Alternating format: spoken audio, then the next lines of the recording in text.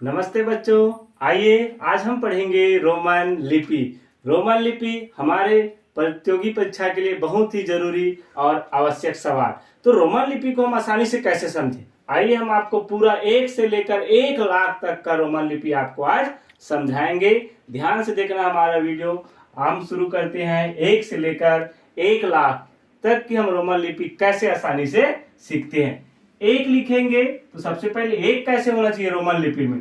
Roman लिपि में एक में 1 लाइन होता है, 2 में 2 लाइन होता है, 3 में 3 लाइन होता है, 4 में देखो 4 में चेंज हो जाता है।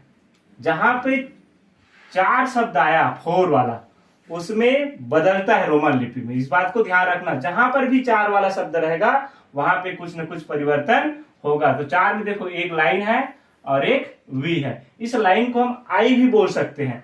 तो इसके लिए हम लिखेंगे 1 लाइन और 1 वी का निशान, ये 4 होता है।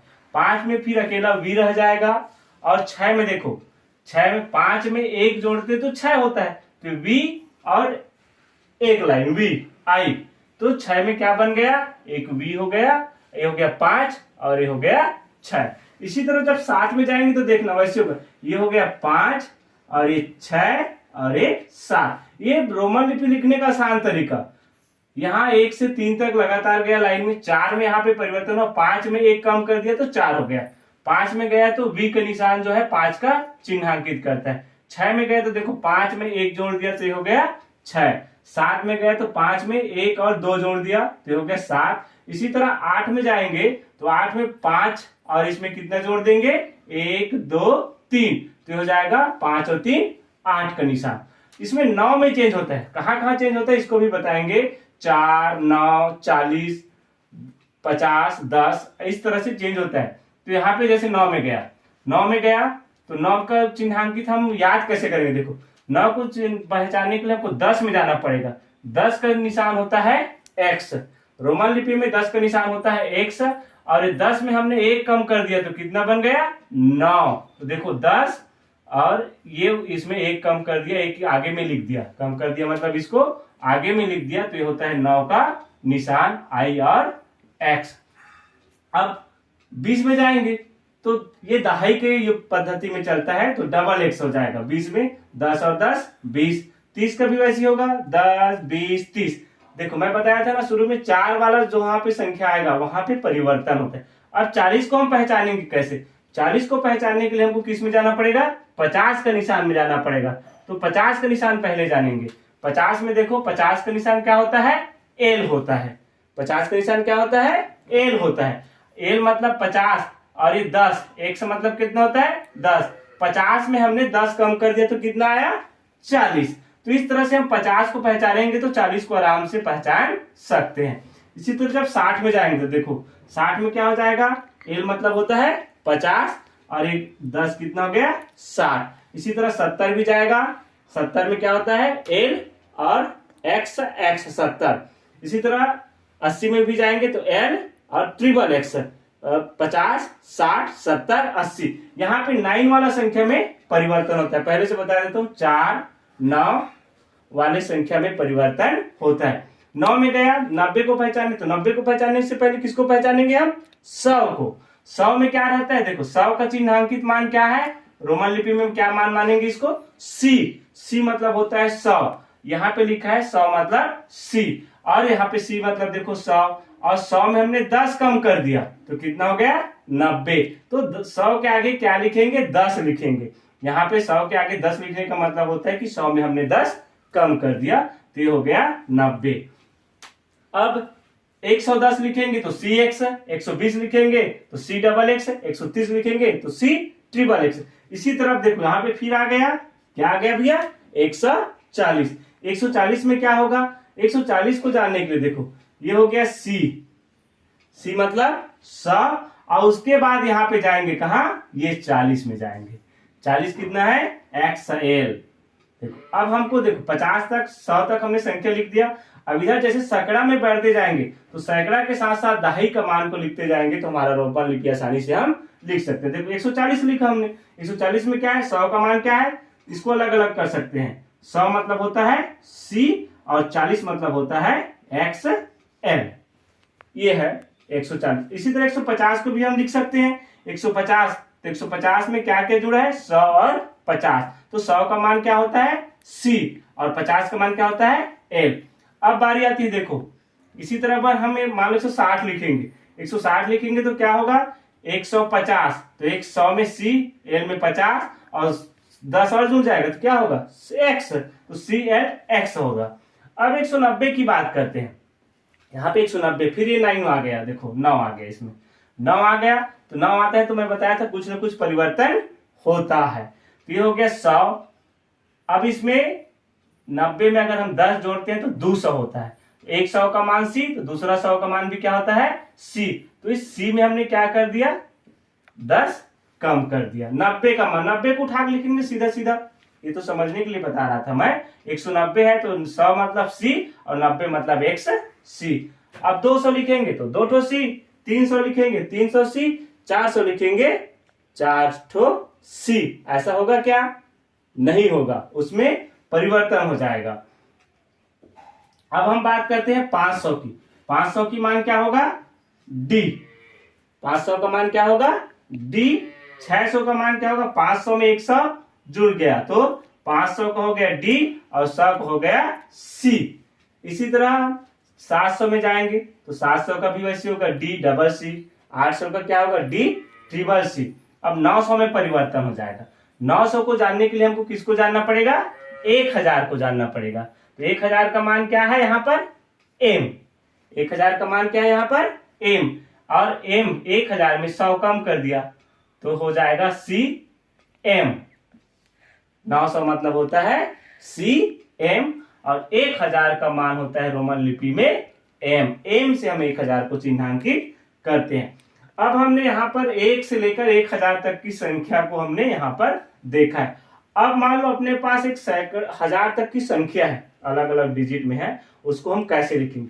अपने पास जैसे लिखा है 1950, ध्यान से देखिएगा इस शब्द को हम कैसे लिखेंगे 1950। तो 1000 हमको दिमाग में याद रखना है कि 1 से 1000 तक की संख्या में क्या क्या आता है, उसमें मुख्य रूप से जो संख्या मैं बताया हूं उसी संख्या को याद रखेंगे, बाकी संख्या को तो आप अपने आप लिख सकते हो।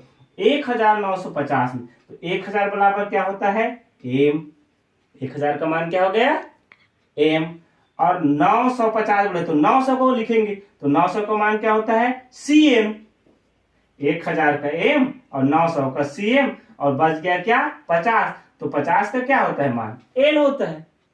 तो हम इस तरह से जो है रोमन लिपि को 1950 को अलग अलग करके हम इस तरह से लिख सकते हैं MCML।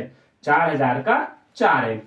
5000 में परिवर्तन होता है, 5000 में हम 5 का मान लिखेंगे और 1000 के लिए क्या लगा देंगे बार, ये बार है, इसको क्या बोलते हैं बार। ये 5000 में 5000 में B लिखेंगे और उसके ऊपर एक बार लगाएंगे, ये हो जाएगा 5000। इसी तरह 6000 लिखेंगे तो ये 5000 और ये हो जाएगा 5 और 1 6।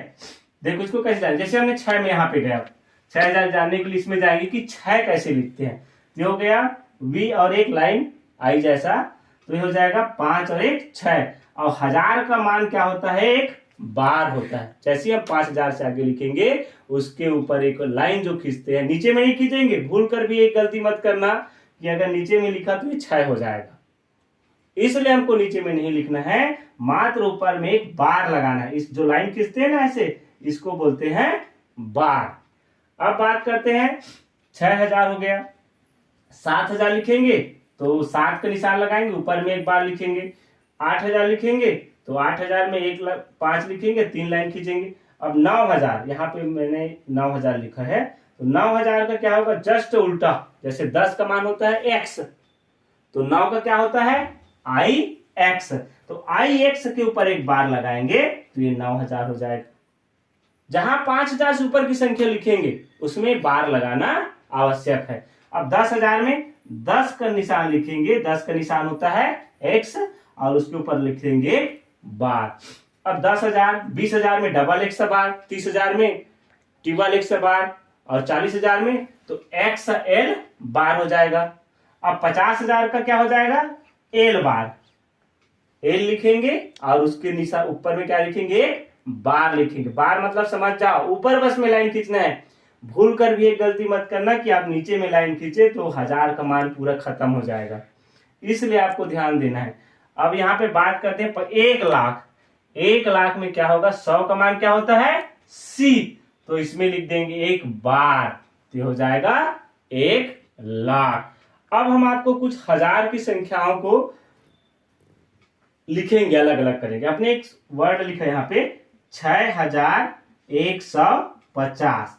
6150 को हम रोमन लिपि में कैसे लिखें, आइए जानते हैं। तो सबसे पहले 6, तो 6000 में क्या होगा, एक 6 का निशान लगाएंगे, 6 मतलब, और इसमें एक बार लगाएंगे, ये हो गया 6।